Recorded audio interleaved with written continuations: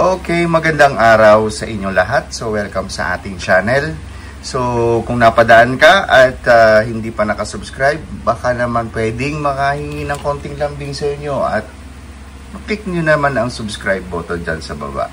Okay, so proceed na tayo ngayon for our part 4 ng ating King Kong 1024 lighting controller series. Ayan. So, sa puntong ito, gagawa tayo ng ano ba yun? Personality para sa ating beam. Ayan. So, meron ako ditong dalawang beam 290. So, dalawa pa lang yan, guys. So, in the future, madadagdagan din natin yan. Alright. Sa ngayon, so, nasa harap na ninyo yung ating Showtech Creator app. Ayan, namatay. Alright. Okay, ito yung gagamitin natin sa paggawa ng personality nga. Alright. So, recap lang tayo. Mabilis lang. So, kung makikita dito ninyo yung yung function, control, yun po yung attribute. So, meron dito nakasulat 1A, 1B, 2A, 2B. So, ibig sabihin yan, dito sa line na to, ito yung nakokontrol ng ating wheel A. And then, ito dito sa part na to, mga B, 1B, 2B, 3B, etc. and so on. Ayan, yan yung nakokontrol na attribute ng ating wheel B sa ating lighting controller. Okay? So, ang gagawin natin is, kukunin ninyo yung inyong manual ng inyong lighting fixture. And then, i-follow lang natin yung pasunod-sunod ng channels. Kung channel 1 yan, channel 2, kung channel 1 is color, channel 2 is strobe, channel 3 is dimmer, yan din yung ating ilalagay para hindi tayo maligaw. Okay? So, una, gagawa muna tayo ng fixture name. So, paano ba ito? Anong gagawin natin? So, dito yung fixture name. Yan yung pinakauna natin gagawin. Okay? Fixture name, paano ba natin? Papangalanan. So, Tuna T290. Okay. So, hindi tayo maglalagay ng space kasi hindi yan babasahin ng ating controller. Okay. So, maglagay na lang tayo underscore o kaya dash. So, tuna beam. Lagay natin tuna beam. Tuna beam 290. Okay, sobra na. Tuna beam. Tanggalin na natin yung dash para may idagdag natin itong 0. Tuna beam 290. Okay. Yan yung pangalan ng ating personality. Okay. So, una, ang number 1 natin is color. Okay, hanapin lang natin dito yung color. Asan ba yung color? Ito, color. Click mo lang and then lagay natin yung channel number is 1. Okay. Ang sunod is, ano ba yung sunod? Strobe or shutter. Okay, dito tayo. Hanapin lang natin yung, kasi may mga na rin naman, may mga nakapangalan na dyan kung ano yung mga attribute. And then, susundan na lang natin yan. So, shutter ang sunod. So, ang ilalagay natin, channel 2 dito. Okay? So, ganyan lang guys. Yung tamang pasunod-sunod ng channel, yun din, ang importante, yun ang malagayan natin dito kung anong channel siya. Okay? Ang sunod is dimmer. Hanapin ulit natin yung dimmer. Yung dimmer nandito. So, click lang natin sa dimmer and then click 3. Kasi channel 3 siya. And then ang sunod is gobo. Ayan. So, nandito yung gobo. Lagay natin 4. Okay. And then next is prism. Ayan yung prism. Ang channel niya is channel 5. Click 5. Ayan. And then next is prism rotation. Prism rotation. Okay. Dito na lang muna natin para magkatapat lang yung prism and then yung kanyang rotation. Palitan, pwede natin palitan yan. Hanapin lang natin dito sa selection. Okay, selection categories. Saan ba yun? Prism rot. Ayan. And then lagay natin channel number 6. Okay, channel 6. Ayaw. Click natin dito pala. Sorry.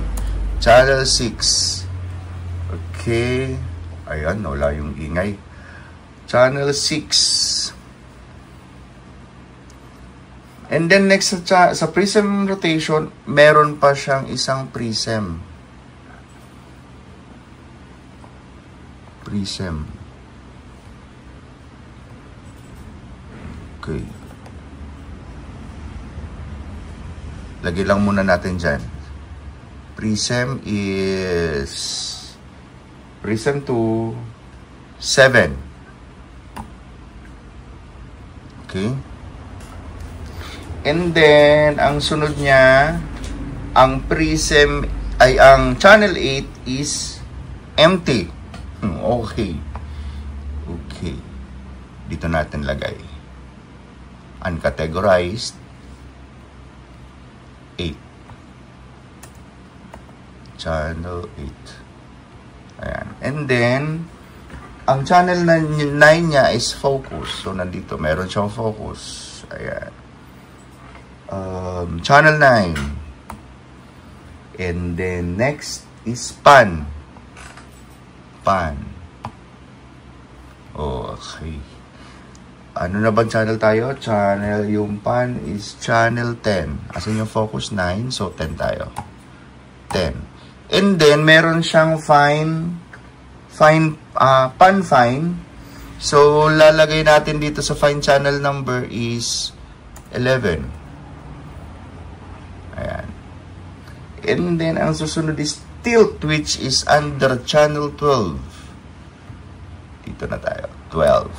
And then, meron siyang tilt fine, 13. So, dito natin sa fine channel number. Ayan. And then, ang susunod sa 13, tama ba? Okay, channel 13 tayo. So, 14 na. Ang channel 14 is PT speed. Dito lang natin siya mamaya. Dito na lang muna natin siya sa PT speed. Ayan. Palitan natin siya. So, PT speed is channel 14. And then, may isa pa siyang color. Okay, dito natin. Color 2. 15. Ayan. And then, yung channel 16 niya, guys, is reset. Reset. Okay, dito natin sa function ilagay siya. So, number 16. Okay. So, ayan na. So, kompleto na natin yung 16 channel na DMX control. Okay. Natapos na natin. Ang susunod natin, guys, is isi-save lang natin siya. Save as. Ayan. Kung mapansin nyo, nandito na yung una natin ginawa doon sa mga parled. USB drive siya. So, dyan natin ilalagay. Dyan natin isi-save. Ayan. So, meron na tayo. Kung i-check natin yan, titingnan natin, nandyan na siya. TunaBeam 290. .r20. Yan yung file extension niya, yung .r20. Okay. Ayan. So, pwede na tayong mag-proceed para makita na natin kung yung mga isinet natin na attributes ay lahat kompleto. Ipapatch na natin ito doon sa ating lighting controller. Okay? So, let's proceed. Okay, check na natin kung ano na yung kung okay ba yung ginawa nating personality. So, unang gagawin natin is yung USB. Kailangan muna natin siyang i-plug. Okay, so dito siya sa USB slot. Ayan. Okay, and then, punta muna tayo sa setup. Ayan. Setup, and then, personality manage. So, letter D. Okay, update personality. Ayan. Okay, so nandyan na yung ating ginawang personality kanina. So, yung TunaBeam 290. Alright. And then,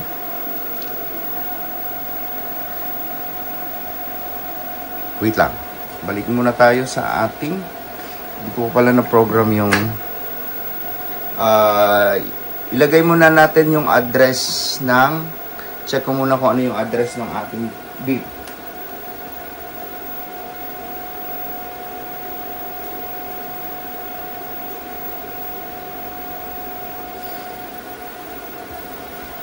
Okay, 65 and 81. Okay, so proceed na tayo sa pag-patch. Labas muna tayo sa setup and then click patch. Ikinabit ko nga pala siya guys, nandito siya sa output B. Okay? So diretso tayo sa patch, patch fixtures. Ayan, and then piliin natin si TunaBeam 290. Okay, hanggang anong number? Kalimutan ko. 65 and 81. Okay, 65. So DMX, itong will V as in victory. Punta tayo sa 65.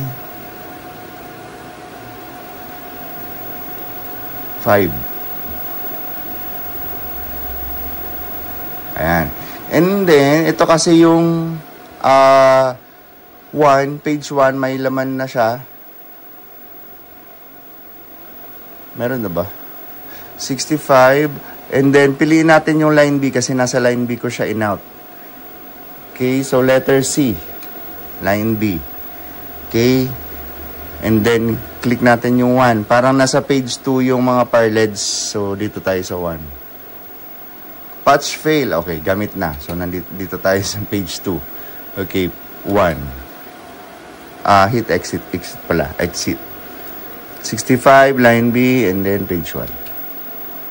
Okay. So, pumasok na siya. And then, ang susunod siya, 65.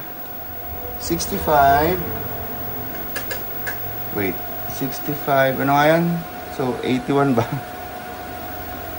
Medyo nagiging makalimutin, guys. Wait lang.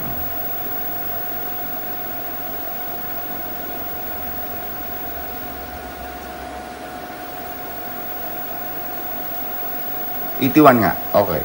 81. So, pasok natin sa 2. Okay. So, naipatch na natin siya. Exit tayo. Tingnan natin kung pumasok na. Ayun. Ayan guys. Nandyan na siya. Okay, so i-check muna natin base doon sa ating ginawang attribute, which is yung number 1 natin is color. Asan ba yung ating listahan? Okay, yung color natin is channel 1. So, ang nandito ngayon is dimmer. So, automatic pala siya guys. Kung yung ginawa natin kanina, nasa pantang gitna yung dimmer, nasa 2A. So, dito, nag-automatic siya kasi parang naka-program na itong lighting controller na yung nandun sa attribute bank 1 to 8 na number 1 is nandyan talaga si dimmer. Okay? So, pero yung ating channel 1 is color. So, pupunta tayo doon sa color. Color. Nasaan yung color? Is nandito sa 4, number 4. Ayan. So, yung color natin, base dito is 0 to 9 is white. Tingnan natin hanggang 9. White. Ayan. Color white talaga. Nakailaw yung white. So, punta tayo sa color 1. Red is 15 to 19 ang value na. 15 to 19. Ito naman, red. Red plus white siya. Red plus white. Okay. So, lukso muna tayo guys. Mag-jump muna tayo sa pan para mai-focus ko dun sa part na yon para makita ninyo. So, pan is channel 10. Yung pan niya is nandito sa 3. Ayan. Yung pan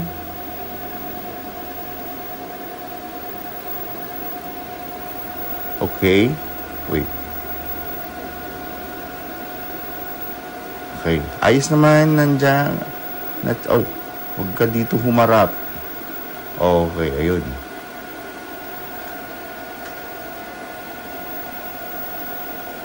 Hindi malinaw sa video. Wait lang.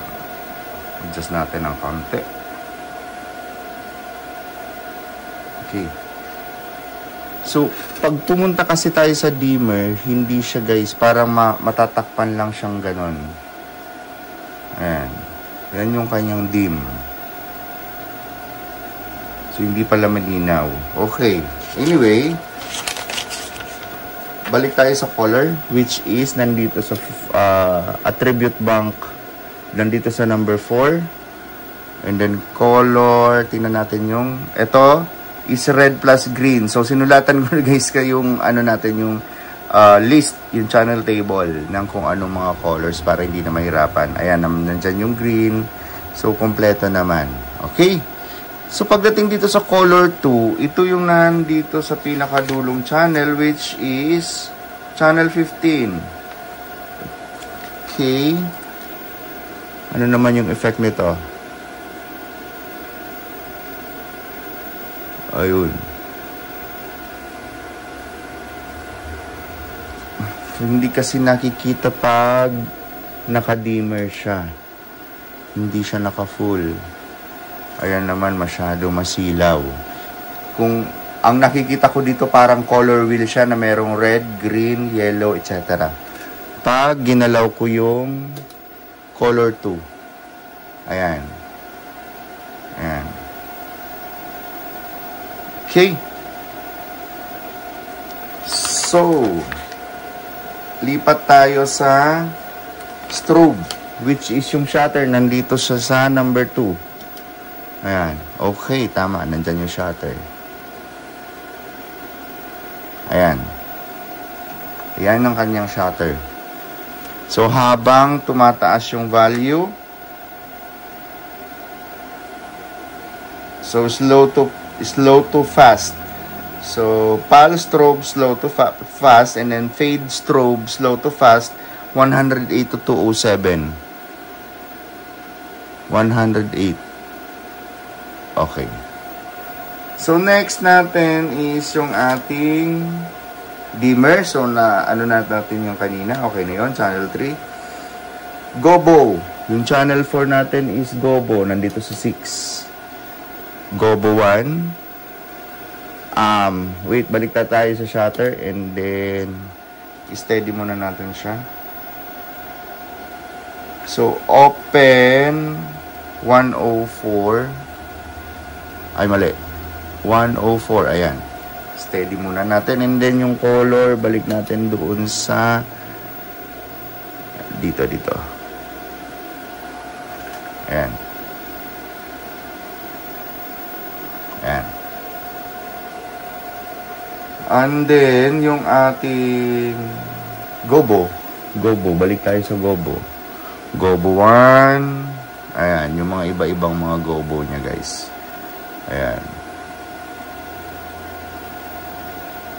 Nakaselect kasi tayo sa color pink. Ayan. Yan yung kanyang rotate ng kanyang gobo. Okay. So, sa prism naman, punta tayo sa prism which is channel 5 dito sa listahan natin. Prism.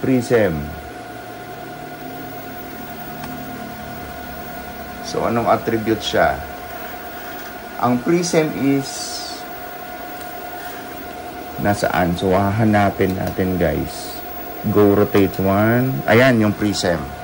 So, yung prism is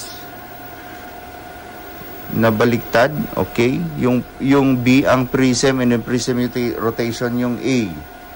Okay. Ayan, yung prism. Prism 1. Ayan. Ayan. Okay. Ito na yung multiple na prism. Okay? And then, prism rotation. Ayan. Prism rotation. Sa prism 2, okay, hanapin natin. Ayan. Ito yung prism 2. Tingnan natin kung mag-i-effect siya sa prism 2. Ayun! Ayan, ito yung multiple na prism. Ayan. Okay, so present naman lahat na ano natin guys, na ginawang doon sa ating personality. So obviously, yung channel 8 natin is empty. So punta tayo sa channel 9 which is yung focus. Nasaan si focus? Ito yung hindi, reset yan. Okay, focus. Hanapin natin. Nawawala si focus. So, baka nandun sa taas. Wala. Hanggang dito lang pala tayo sa dalawang bank na yan. Focus. Ito. Ayan. Ayan si focus. Check natin. Okay. Okay. So, nandyan naman si focus. Pan tilt, PT speed, color. Okay. Kasi yung channel 10 natin, yung pan, kanina nagawa ko na. Yung nandito yung pan. Ayan. Ayan, oh. Ayan si pan. Ayan si tilt pala. Sorry, si tilt. Si pan ang nandito. Okay. So, yun lang guys. Tapos na tayo. Yun lang yung process ng ating paggawa ng personality para sa BIM. So, doon sa mga merong the same na lighting controller na kagaya nitong sa atin. And then, with gumagamit din ng Tuna BIM 290. So, mas madali na para sa inyo. Kasi hindi na ninyo naranasan yung mga trial and error na naranasan ko. So, mas madali na. Ayan. So, hanggang dito na lang muna tayo guys. See you on my next video. And then, paalam pansamantala. Maraming salamat sa panonood.